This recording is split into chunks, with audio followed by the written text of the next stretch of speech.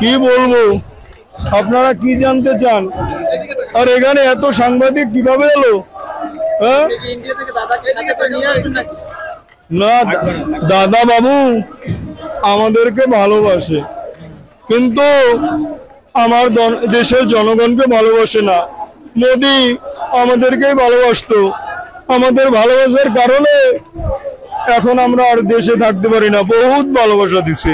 ধানমন্ডি 32-এ আছি, শেখের লেক পার্কে এবং শেখের জাদুঘর দেখার ভাঙচুর করতেছে এবং জনতা ছাত্ররা তাদেরকে শুনে আমি আসলাম, এসে দেখি অনেক 4টা বিল্ডিং ভাঙা হয়েছে।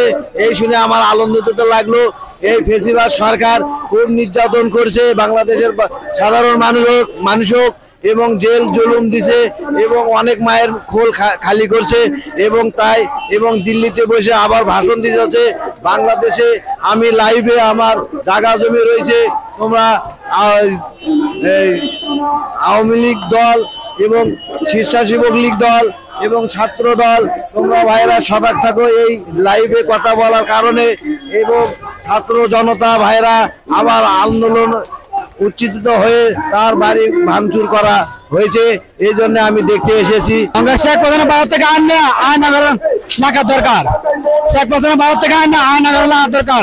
আলেম ওলামাকে বিনা দোষে বিনা জেলখানাতে শেখ প্রধান আমলে মাফি কত দিতে চাইছে না।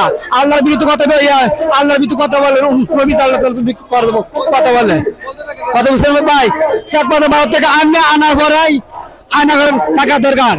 ছাত্রলীগ কও, যুবলীগ কও, এরা সব কুড়ি মাসে সব টাকা পয়সা দিয়া মানুষ খুন করাইতো।